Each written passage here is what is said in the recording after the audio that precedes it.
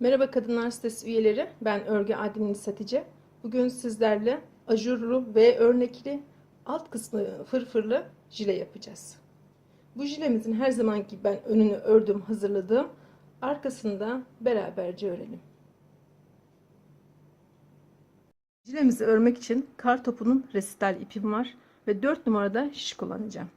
Şimdi jilemizi yaka kısmından başlayıp aşağıya doğru öreceğiz. Jilemizin arkası için 81 ilmek olarak başlıyoruz. Ben şöyle her zamanki gibi alt başlama ipini 2 katlı olarak ayarladım. Sol işaret parmağımın üzerine aldım ve 2 tane şişin üzerine ilmeklerimi atmaya başlıyorum. Bir tane önden düz olarak ilmeğimi attım. Bir tane de arka taraftan ters. Bir ön taraftan düz olarak ilmek atıyorum. Bir de arka taraftan ters olarak.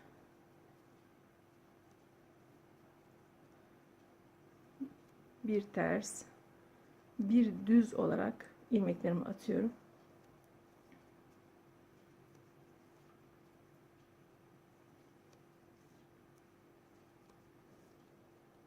Şöyle ne kadar sık atarsanız ilmekleriniz o kadar güzel olacaktır.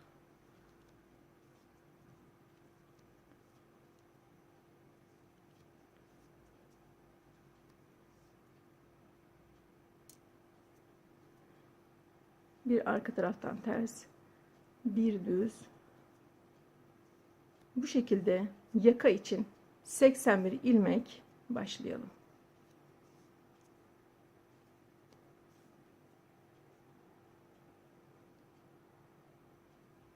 ...81 ilmeğimizi başladık. Şöyle şimdi bir tanesini çektim. Ve yaka için haraş örmeye başlıyoruz. İlk ilmeğimi örmeden aldım. İkinciyi sağdan sola doğru şim taktım. Üzerine de ip attım ve ördüm. Tekrar sağdan sola doğru şim takıyorum. Üzerine de ip atıp örüyorum. Bu şekilde yaka için haraş örmeye başlıyoruz.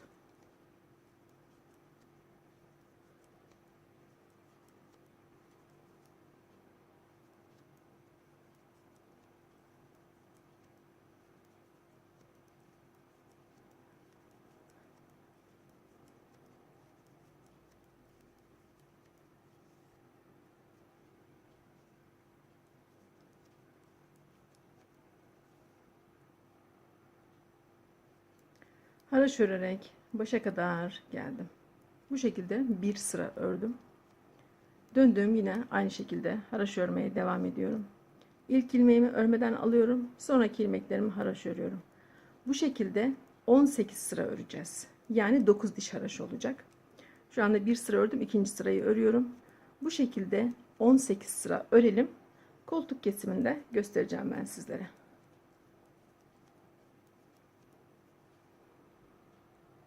Yaka için 9 diş haraşo, yani 18 sıramızı ördük. Şimdi 19. sıradayız. Koltukları keseceğiz.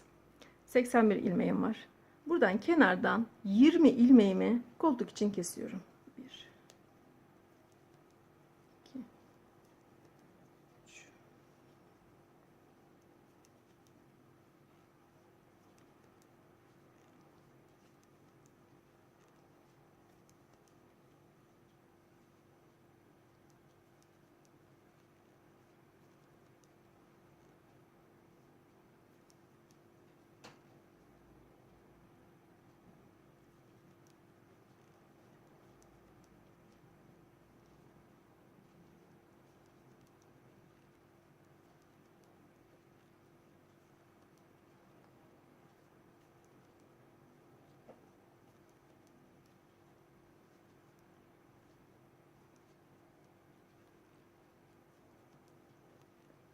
ve 20. 20 ilmeğimizi kestik. Burada 61 ilmeğim kaldı. Şimdi 61 ilmeği haraşo örerek başa kadar gidiyoruz. Burada 10. diş haraşoyu da örmüş oluyoruz bu arada. Yakada toplamda 10 diş haraşo oluyor.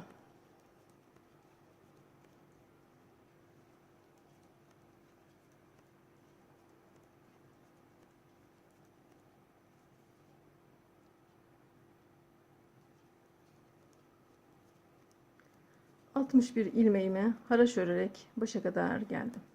Döndüm, örgünün arka yüzündeyim şu anda. Burada da yine koltuk için 20 ilmek keseceğim. Şöyle 2 ilmeği birlikte örerek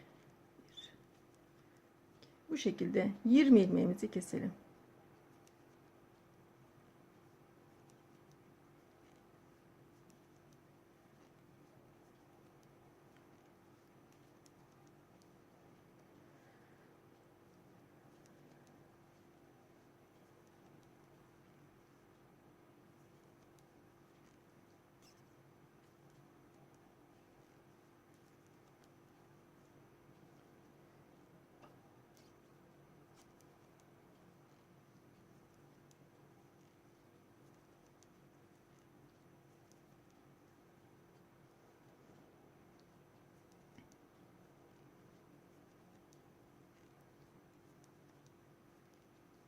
ve 20 ilmeğimizi kestik. Burada 41 ilmeğim kaldı. 41 ilmeğimi ters örerek gidiyorum. Şu anda örgünün arka yüzündeyim. Örneklerimizi örgünün ön yüzüne yapacağız. O yüzden bir sıra ters örerek başa kadar gidiyoruz.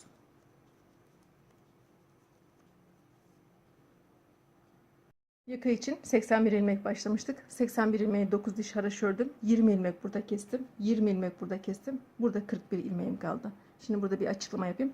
Arkayı bu şekilde uzun olarak başladık. Önü kısa olarak başladık. Hemen bunun sebebini söyleyeceğim. Şöyle arkadan omuzlarımız öne doğru dönecek. Bu önde buraya gelecek arkadaşlar. Şöyle dikişlerimiz burada olacak. İki taraftan da omuz yapmadım. Dikişin burada uç kısımda olmaması için öyle bir şey yaptım. O yüzden arkayı geniş örerek öne doğru çevireceğim. Şuraları dikeceğiz ve burayı süsleyeceğiz arkadaşlar. Buraya inci veya düğme dikerek süsleyeceğiz. Buradaki dikişi de kapatacağız. O yüzden önü dar başladık. Arkayı geniş başladık. Arkayı 81 ilmek olarak başladım. 41 ilmeğim var.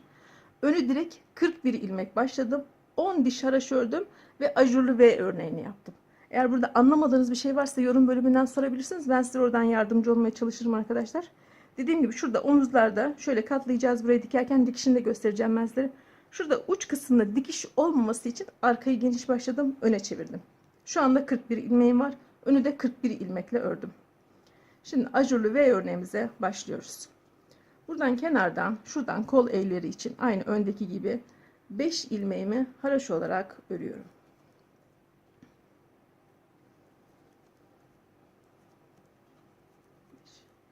Beş ilmeğimizi haraşo olarak ördük. 41 ilmeğim vardı. 20 olarak ayırdım. Tam ortadaki bir ilmeğin sağında ve solunda artma yaparak V örneğime başlayacağım. 5 ilmek haraşo ördüm. 15 ilmeğimi düz olarak örüyorum.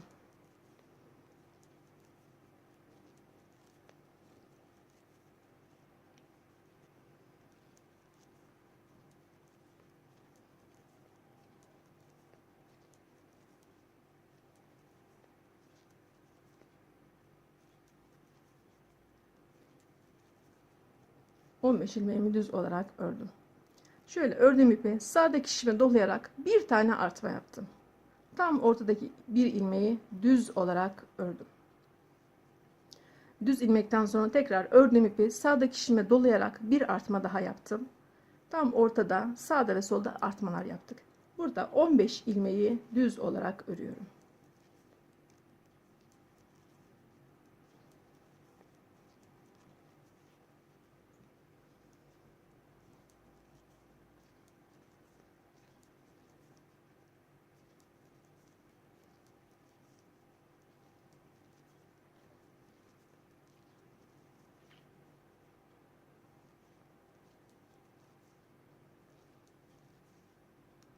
ilmeğimi düz olarak ördüm. Kenarda 5 ilmeğim kaldı. 5 ilmeğimi şuradaki kol evi için haraşo olarak örüyorum. Ve döndük. Örgünün arka yüzünde hiç artma, eksiltme hiçbir şey yapmayacağız. Artmalarımızı, eksiltmelerimizi hep örgünün ön yüzünde yapacağız. Şimdi örgünün arka yüzünde tüm ilmeklerimi ters örerek başa kadar gidiyorum.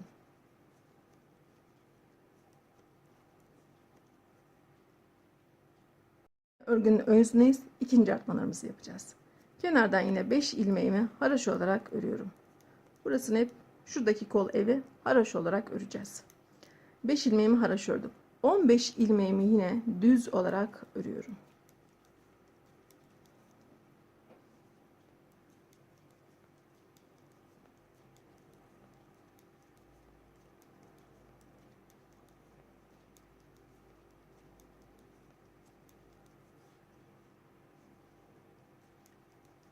ilmeğimizi düz ördük. Tekrar şişimize doladık. Bir tane artma yaptık. Burada orta kısımda şöyle göstereyim. Bakın burada bir ilmekle başlamıştık. Burada 3 ilmeğimiz var. Orta kısımda ilmekler 1, 3, 5, 7 diye çoğalarak devam edecekler. Burada 3 ilmeğim var tam ortada. 3 ilmeğimi düz olarak ördüm. Tekrar şişime doladım. Bir artma yaptım. 15 ilmek düz yine. Bakın arttırıyoruz. Hiç eksiltme yapmadık. Burada artmalarımız var. Jilemiz aşağıya doğru genişleyerek devam edecek.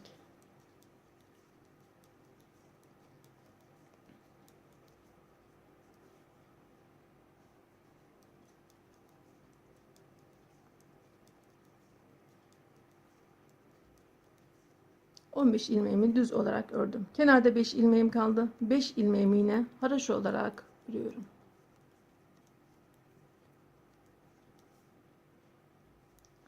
Ve döndük örgünün arka yüzüne. Örgünün arka yüzüne tüm ilmeklerimizi ters olarak örüyoruz. Hiç artma, eksiltme, hiçbir şey yapmıyoruz.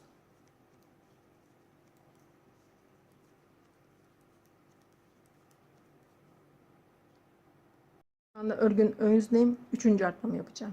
Yine kenardan 5 ilmeğimi haraşo olarak örüyorum. 5 ilmeğimi haraşo olarak ördüm. 15 ilmeğimizi düz olarak öreceğiz.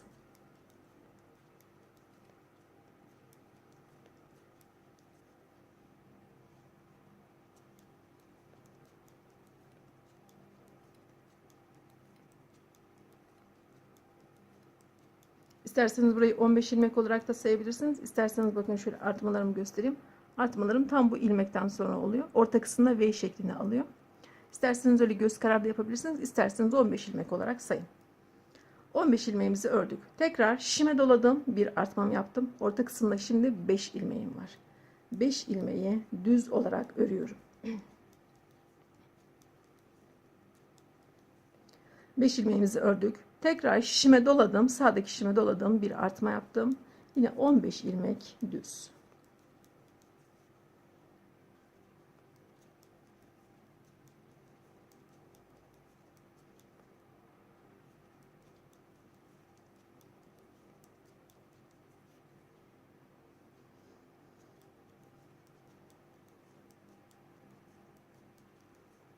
...15 ilmek düz ördüm. Kenarda 5 ilmek haraşo kaldı. 5 ilmeğimi de haraşo olarak örüyorum.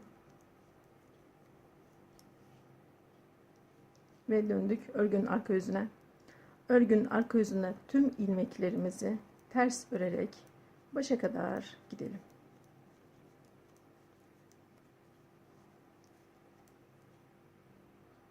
Şu anda örgünün ön yüzündeyiz. 4. artmalarımı yapacağım. Yine kenardan 5 ilmeğimi haraşo olarak örüyorum. Şimdi burada 13 ilmeğimizi düz olarak öreceğiz. Eksiltmeye başlayacağız artık.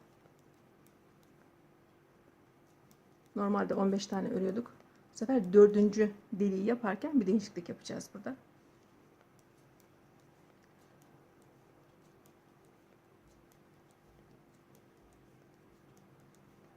Şimdi 13 ilmeğimi ördüm. Şöyle söyleyeyim. Bakın hep arttırarak devam ettik. 3 ilmek burada arttırdım. 3 ilmek burada arttırdım. 6 ilmek artmış oldu. Yani 41 ilmeğim vardı. Şu anda 47 ilmek oldu. Şöyle hep arttırarak devam edersek birden jilet çok açılacaktır. O yüzden burada 3 tane artma deliği yapacağım. Burada da 3 tanesini eksilterek devam edeceğim. Ama ilmeklerimi hem arttıracağım hem eksilteceğim. 47 ilmekle devam edeceğim. Hem eksiltme yapacağız hem artma yapacağız. Onu da şöyle yapıyorum. 13 tane düz ördüm. Burada bakın artma deliklerim burada. 2 ilmeğim düz olarak kaldı.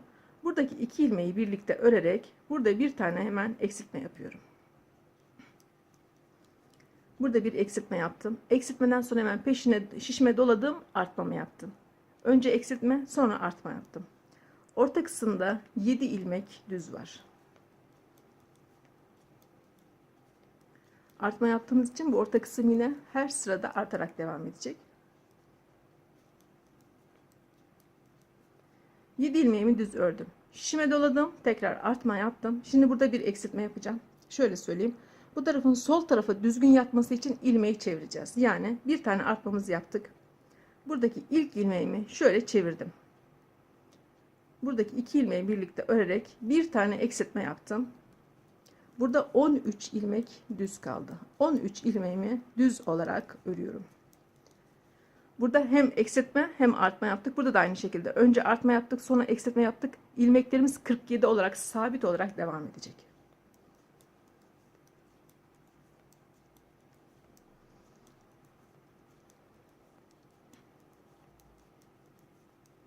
Şimdi 13 ilmeğimi düz olarak ördüm. Kenarda 5 ilmek haraşo, orası hiç değişmiyor. 5 ilmeğimi haraşo olarak ördüm. Ve döndük örgünün arka yüzüne. Örgünün arka yüzüne tüm ilmeklerimi ters örerek devam ediyorum. Tüm artmalar, eksiltmeler örgünün ön yüzünde olacak.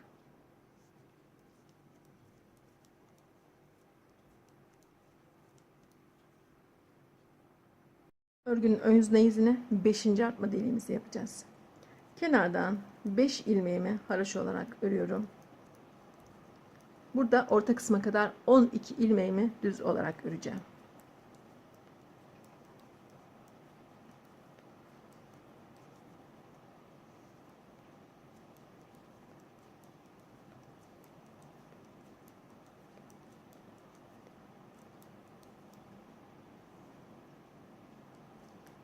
İlmeğimi düz ördüm.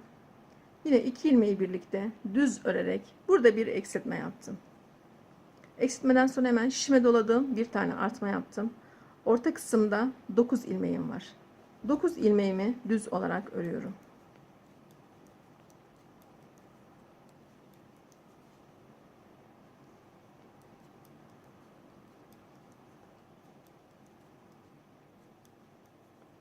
Dokuz ilmeğimi düz ördüm. Tekrar şişime doladığım artmamı yaptım. Burada da bir eksiltme yapacağız.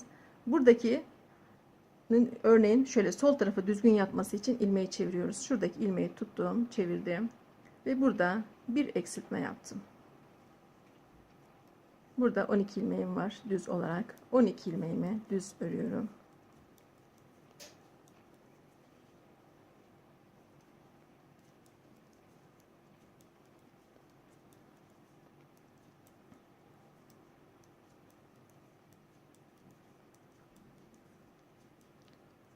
İlmeğimi düz ördüm. Kenarda 5 ilmek haraşo.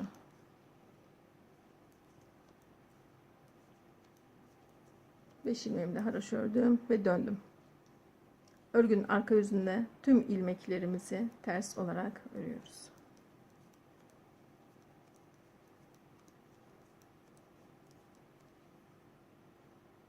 Örgünün ön yüzündeyiz.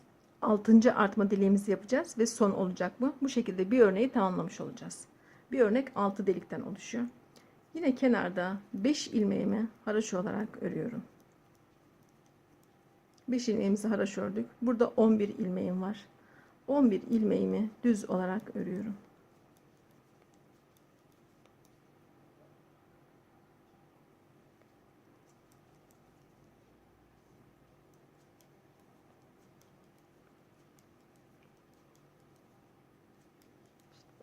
İlmeğimi düz olarak ördüm.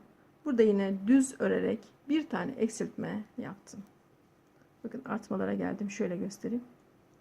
Tekrar şişime doladığım bir tane artmamı yaptım.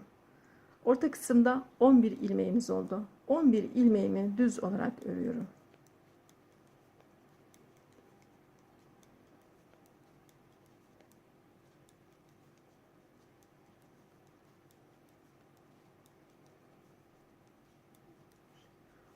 İlmeğimi düz ördüm.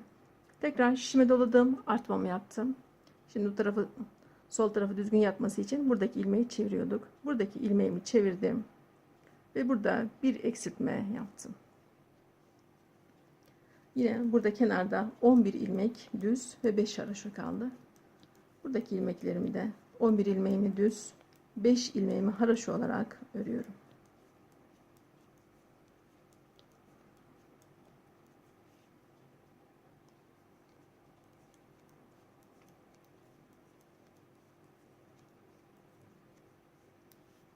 Ve döndük örgünün arka yüzüne. Tüm ilmeklerimizi ters örerek başa kadar gidiyoruz.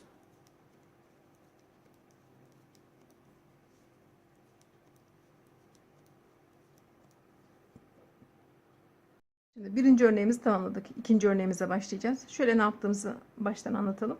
Şuradan 41 ilmeğimiz vardı. 20 burada ilmeğim var. 20 burada ilmeğim var. Orada da tam bir ilmeğim vardı.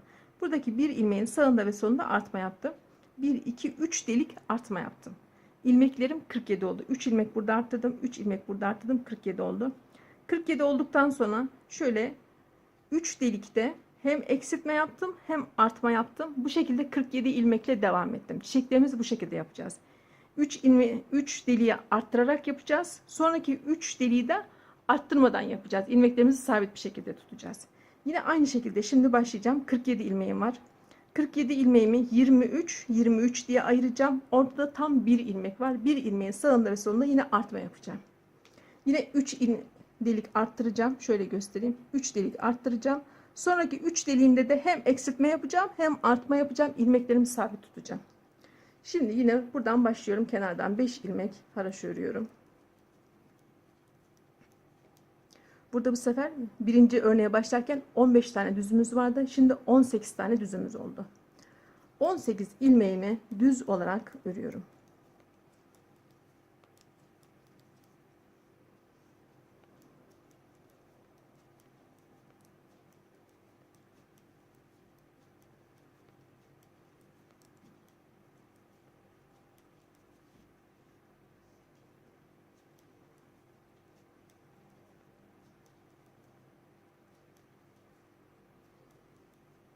18 ilmeğimizi düz ördük. Şöyle şişime doladığım bir tane artma yaptım. Tam ortadaki ilmeği düz olarak ördüm. Tekrar şişime doladım, artma yaptım. Bu tarafta da 23 ilmeğim var. Buradaki de 18 ilmeği düz olarak öreceğim. Kenardaki 5 ilmeği haroşa olarak öreceğim.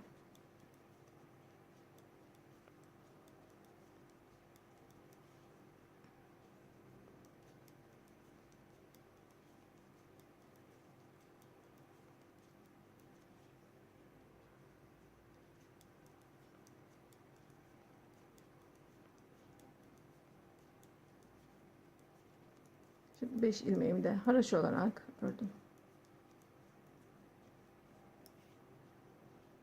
Ve döndüm. Tüm ilmeklerimi örgünün arka yüzüne ters örerek gideceğim.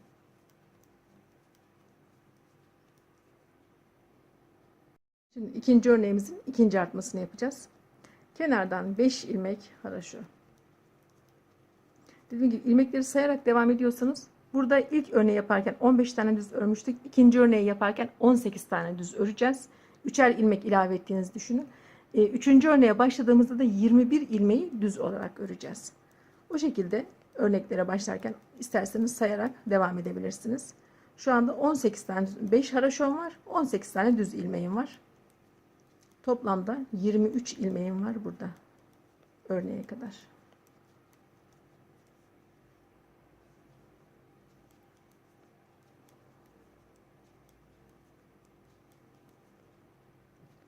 ...18 ilmeğimi düz örerek geldim. Şişime doladım. Bir tane artma yaptım. Orta kısımda 3 ilmeğim oldu. Orası da 1 3 5 7 diye devam edecek arkadaşlar. Şu anda 3 ilmeği düz olarak ördüm. Tekrar şişime doladım. Artma yaptım. Burada 18 ilmeğimiz düz var. Bakın hiç eksiltme yapmıyoruz. İlk 3 deliği yaparken hep arttırıyoruz. Sonraki 3 deliği yaparken de çiçeğimizdeki önce eksiltip sonra arttırıyoruz. İlmeklerimizi sabit tutuyoruz. Bu şekilde devam edeceğiz çiçeklerimize. Şimdi ikinci artma deliğini yaptım. Üçüncü artma deliğini de yapayım ben. Dördüncü artma deliğinde hem eksiltme hem artma yapacağız. Orayı da göstereceğim ben sizlere.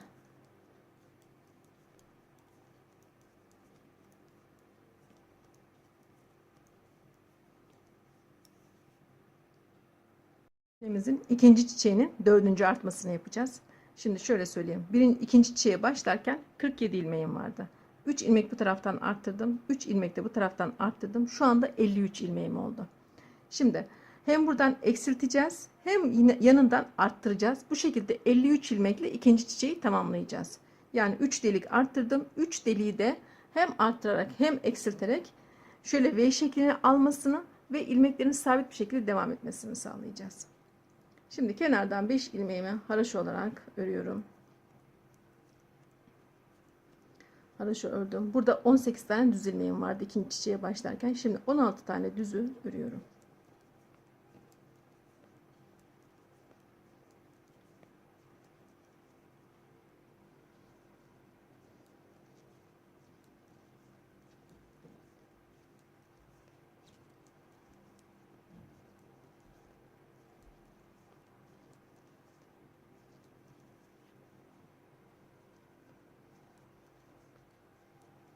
...16 tane düzüm ördüm. Bakın burada 2 ilmeğim kaldı. Artmalarım şurada. Buradaki bu 2 ilmeği 17. ve 18. düz ilmekleri ikisini birlikte örerek bir tane eksiltmem yaptım. Hemen peşine şişime doladım. Artmamı yaptım. Orta kısımda 7 ilmeğim var. 7 ilmeğimi düz olarak örüyorum.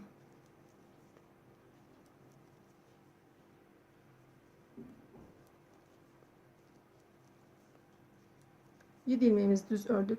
Tekrar şişimize doladık, artmamızı yaptık. Şimdi bu tarafın bakın şöyle sol tarafı düzgün bir şekilde yatması için ilk ilmeğimi çeviriyordum. Buradaki ilmeği çevirdim ve buradan düz örerek, 2 ilmeği birlikte düz örerek bir ilmeğimi eksilttim. Burada 16 tane düz ilmeğim var.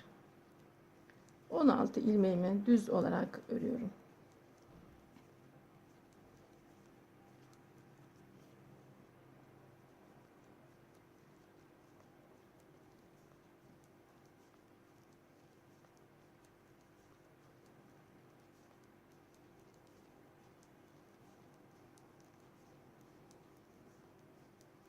On 16 ilmeğimiz düz ördük. 5 ilmeğimi kol evi için haraşo olarak örüyorum. Şimdi bu şekilde ikinci çiçeğimin 4. artmasında yapmış oldum. Dediğim gibi hem eksiltme yaptım. Önce eksiltmemi yaptım, sonra artmamı yaptım burada. Burada orta kısmında da önce eksiltme yaptım. Pardon, önce artma yaptım, sonra eksiltme yaptım. Bu şekilde örneklerimizi yapmaya devam edeceğiz.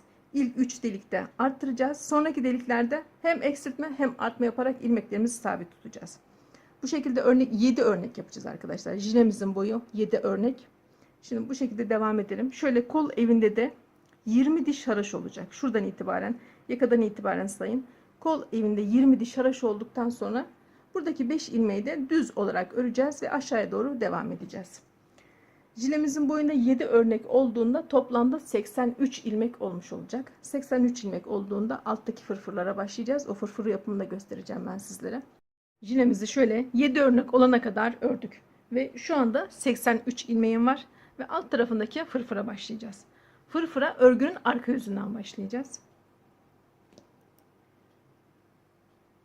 Şimdi kenardan 6 ilmeğimi ters olarak örüyorum.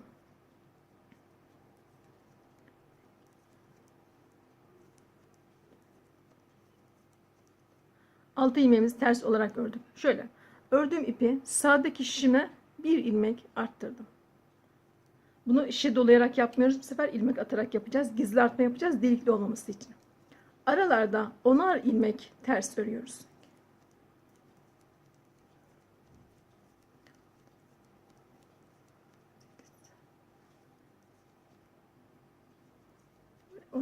On ilmeğimi ördüm. Tekrar ördüğüm ipi sol işaret parmağımın üzerine aldım. Sağdaki şişime şöyle dolayarak bir tane ilmek arttırdım.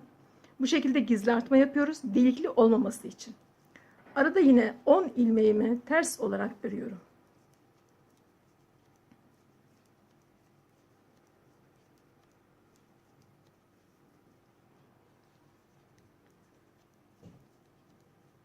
İlmeğimizi ters olarak ördük. Tekrar ördüğüm ipi soldaki işaret parmağımın üzerine aldım. Sağdaki şişime şöyle bir ilmek arttırdım. Bu arttırdığımız ilmeklerden fırfır yapacağız. Aralarda 10'ar tane ilmeği ters olarak örüyoruz.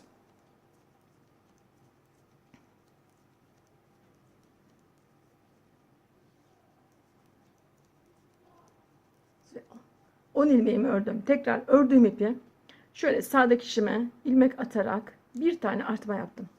Tam şu anda bakın orta kısma geldim. Çiçek yaptığım yere geldim. Burada orta kısımda 11 tane öreceğiz. Bunun sebebi de ilmeklerin denk gelmesi için. Kenarlarda 6'şar tane olacak. Orta kısımda şuralarda aralarda 10'ar tane yapıyorum. Tam burada ortada 11 ilmek öreceğim arada.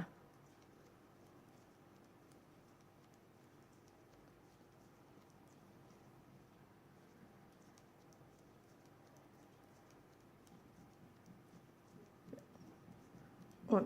11 tane ilmeğimi ördüm. Tam ortada bakın çiçeklerin burada arasında 11 ilmek ördüm. Hem de şöyle deliklerin tam buralarına birer tane fırfır yapmış olacağız. Düzgün bir şekilde olacak. İlmeğimi ters olarak ördüm. Ördüğüm ipi sol işaret parmağımın üzerine aldım. Sağdaki şişime bir ilmek arttırdım. Arada 10 ilmeğimi ters olarak örüyorum.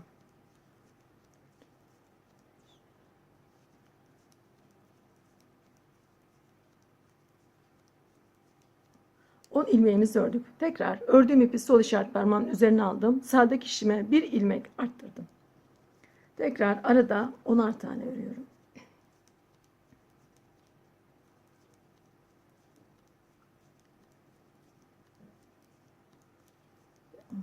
Yine 10 ilmek ters ördüm.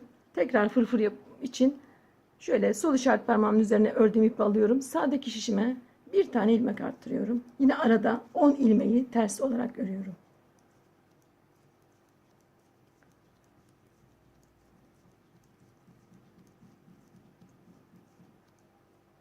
On ilmeğimizi ördük. Sonuncu fırfırımız için burada bir ilmek arttırdım. Kenarda 6 ilmeğim kaldı. 6 ilmeğimi ters olarak örüyorum.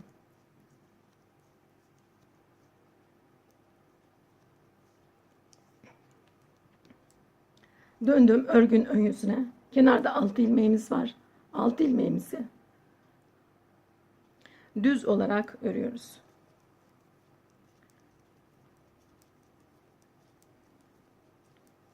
Altı ilmeğimi düz olarak ördüm. Arttırdığım ilmeğe geldim. Arttırdığım ilmeği ters olarak örüyorum.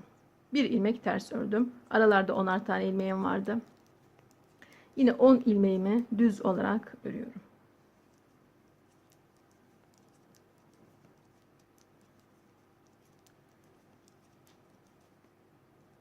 10 ilmeğimi düz ördüm. Tekrar bakın arttırdığım ilmeğe geldim. Arttırdığım ilmeği örgün ön yüzünde ters olarak ördüm. Aralarda yine 10'ar tane var. Şimdi bu şekilde devam edeceğiz. Bir sıra arttırarak geldim. Şu anda ikinci sırayı örüyorum. 4 sırada bir ilmek arttıracağım. Şu anda ikinci sırayı örüyorum. Burayı ben 4 sıraya tamamlayayım. İkinci artmayı da göstereceğim ben sizlere. Buralarda 10 tane düz, arttırdığım ilmekleri de ters olarak örüp gidelim.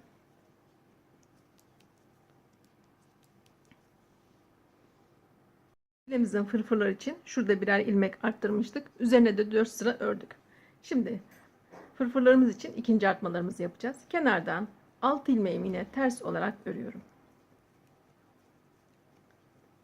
Fırfır için arttırdığım ilmeği örgünün arka yüzüne düz olarak örmüştüm. Şimdi bu düz ilmekten önce bir ilmek arttırıyoruz. Yine aynı şekilde arttıracağız. Sol işaret parmağımızın üzerine halka yaptık.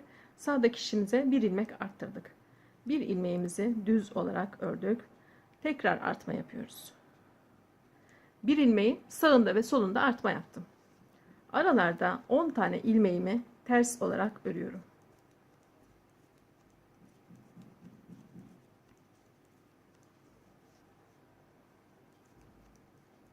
On ilmeğimi ters ördüm. Bakın düz ilmeğe geldim. Fırfır yaptığım yere geldim. Yine burada bir ilmek arttırıyorum. Fırfır için bir ilmeğimi düz olarak ördüm. Tekrar bir ilmek arttırdım. Arada yine 10 ilmeğim ters. Artmalarımızı hep örgünün arka yüzünde yapacağız ve 4 sıra arayla yapacağız.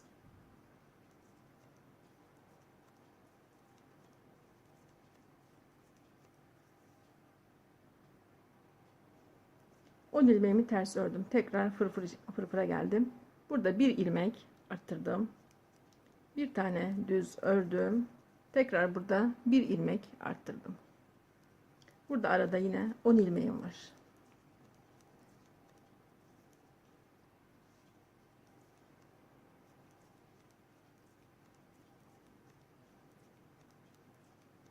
On ilmeğimi ters ördüm. Yine aynı şekilde bir ilmek arttırdım.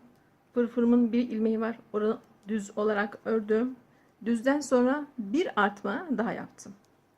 Arada yine 10 ilmek, pardon, tam orta kısımda 11 ilmeğimiz vardı. Tam şurası ilmekler denk gelsin diye tam ortadakine 11 tane ters yapmıştım.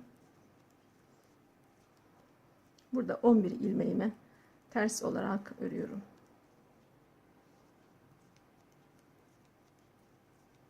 Bir ilmeğimizi ördük. Yine aynı şekilde sol işaret parmağımızın üzerine halka yaptık. Bir tane gizli artma, yani deliksiz artma yaptık. Bir tane düz ördüm. Tekrar bir artma yaptım. Arada yine 10 ilmeğim var.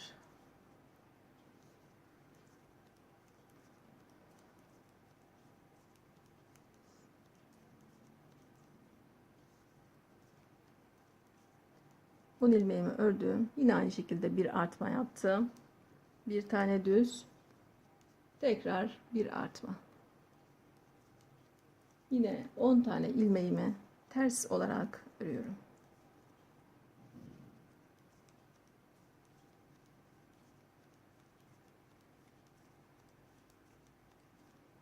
On ilmeğimizi ters ördük. Fırfır için yine bir artma yaptım.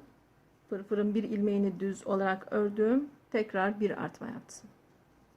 Aralarda 10'ar tane ters.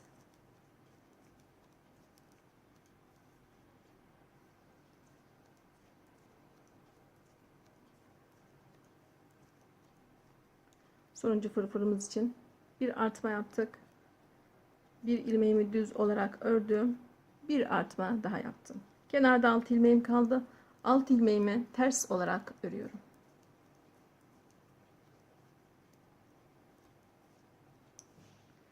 Döndüm örgünün ön yüzüne. Şimdi kenarda 6 ilmeğimiz var. 6 ilmeğimi düz olarak örüyorum. Örgünün ön yüzündeyim. 6 ilmeğimizi düz ördük. Şimdi fırfırlar için 3 ilmeğimiz oldu. Buradaki 3 ilmeğimi ters olarak örüyorum. 3 ilmeğimi ters ördüm. Arada 10 ilmek düz.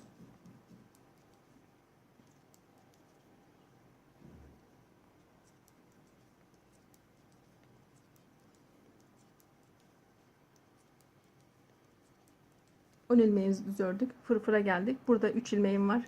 3 ilmeğimi ters olarak örüyorum. Şimdi bu şekilde yine 4 sıra öreceğim. Fırfırlarda 3'er ilmek oldu. Aralar hep 10'ar ilmek. Bu şekilde 4 sıra öreyim. 3. artmayı da göstereceğim ben sizlere. Bizim fırfırlar için 2. artmamızı yapmıştık. Üzerine de 4 sıra ördük. Şimdi 3. artmalarımızı yapacağız. Kenardan yine 6 ilmeğimi ters olarak örüyorum. 6 ilmeğimizi ördük. Fırfır kısmına geldik. Burada sol işaret parmağının üzerine aldığım sağdaki şişime bir ilmek arttırdığım bu şekilde deliksiz artma yaptım. Arada 3 ilmeği fırfır için düz olarak örüyorum. Düz ördüm. Tekrar bir ilmek arttırdım. Şöyle göstereyim. Fırfırda 3 ilmeğim vardı. Sağında ve solunda artma yaptım. Şu anda 5 ilmek oldu. Aralarda 10'ar ilmeği ters olarak örüyorum.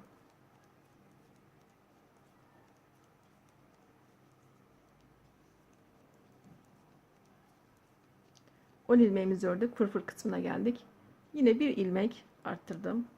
Fırfırda 3 tane düz ilmeğim var. 3 tane düz ilmeğimi ördüm. Tekrar bir ilmek arttırdım. Arada 10 tane ters.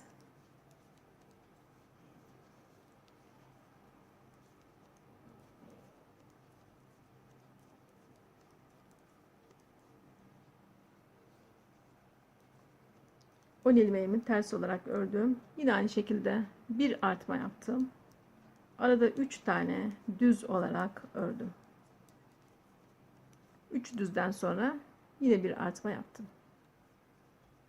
Fırfırların aralarında 10'ar tane ters ilmeklerim var.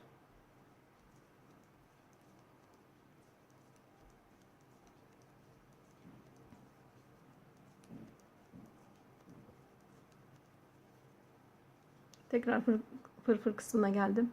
Burada bir ilmek arttırdım. 3 tane düz ördüm. Tekrar bir ilmek arttırıyorum. Tam orta kısımdayım. Burada 11 tane ters ilmeğim vardı. 11 ilmeğimi ters olarak örüyorum.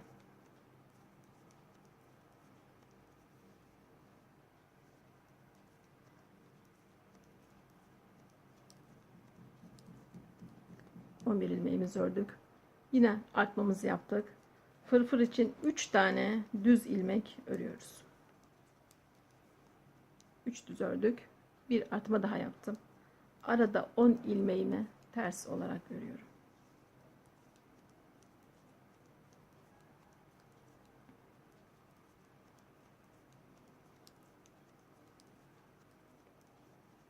Fırfıra geldim. Yine bir ilmek arttırdım. 3 tane düz ördüm. Tekrar bir ilmek arttırıyorum. Aralar hep buralar 10'ar tane.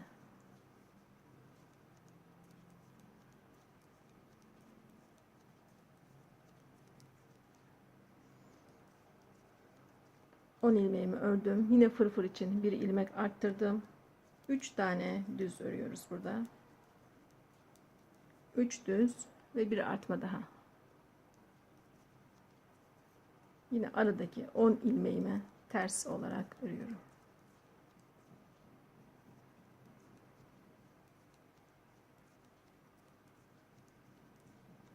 Sonuncu fırfır için bir ilmek arttırdım. 3 tane düz ördüm. Ve bir ilmek daha arttırdım.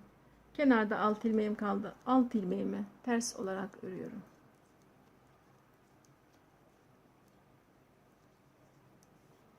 Ve döndüm örgünün ön yüzüne.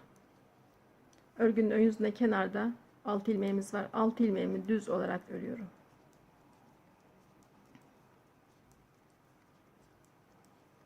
Fırfırlarımız 5'er ilmek oldu. 5 ilmeğimi ters olarak örüyorum.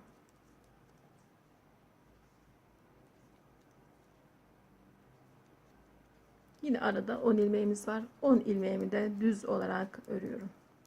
Fırfırlarımıza bu şekilde devam edeceğiz. Ta ki 11 ilmek olana kadar. Şu anda 5 ilmek var fırfırlarda. 4 sıra ara ile kenarlardan arttıracağız. Şöyle diğer fırfırını da göstereyim. Şöyle 10 ilmeğimi düz ördüm. Önce şurayı göstereyim size. Burada 5 ilmeğimi ters olarak örüyorum.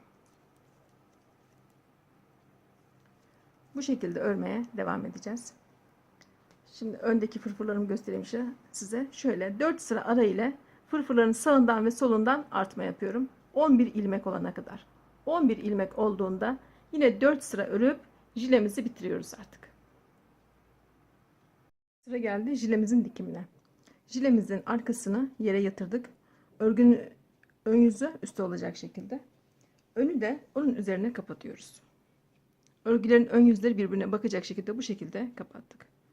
Tam şöyle fırfır kısımlarından şöyle bir iğne taktım. Haraşoları da koltuk altındaki haraşoları da birbirine denk getiriyorum. Tam oraya da bir iğne taktım. Alt kısmından yanlarını dikmeye başlayacağız.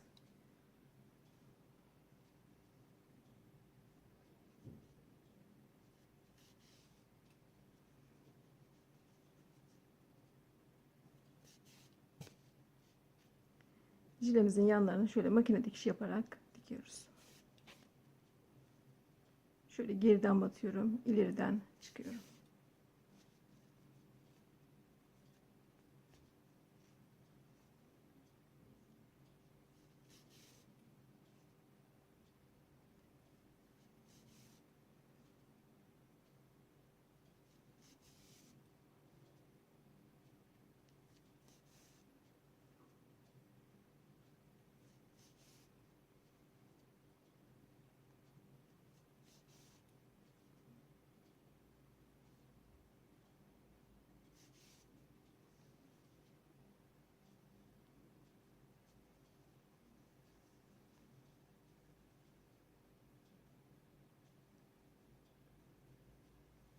Bu şekilde iğneleyerek yanları dikebiliriz.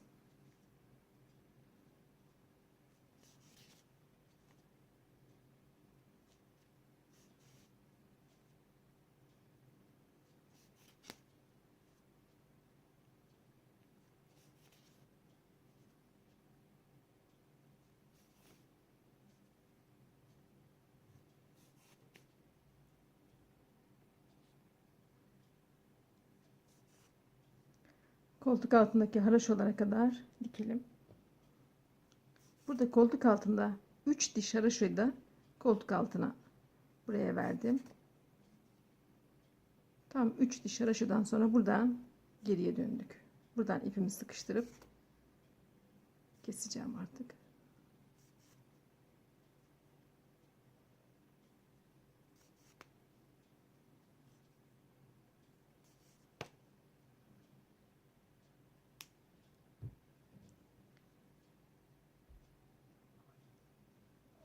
Şimdi buradan omuzlarımızı dikiyoruz. Şöyle omuzları dikerken yan yana koyarak dikerim.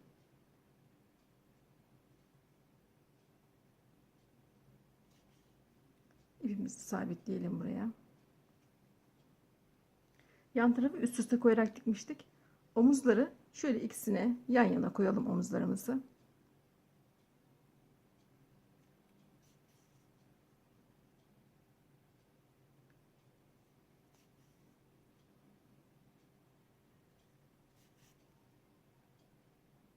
Bu şekilde yan yana koyarak omuzlarımızı dikelim. Bu omuzlara düğme veya inci dikip süsleyebilirsiniz tam dikişin üzerine.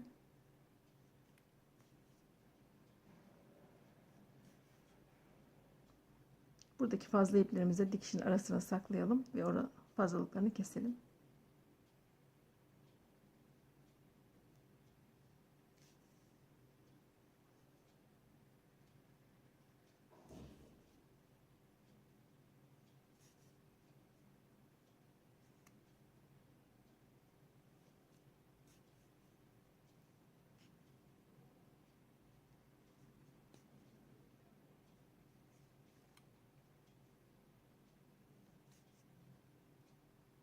Omuzlarımızı da yan yana koyarak dikişimizi tamamlayalım. Jilemizin omuzlarını ve yanlarını dikerek tamamladık. Tam omuzların dikişlerin üzerine 3 tane düğme dikerek süsledim.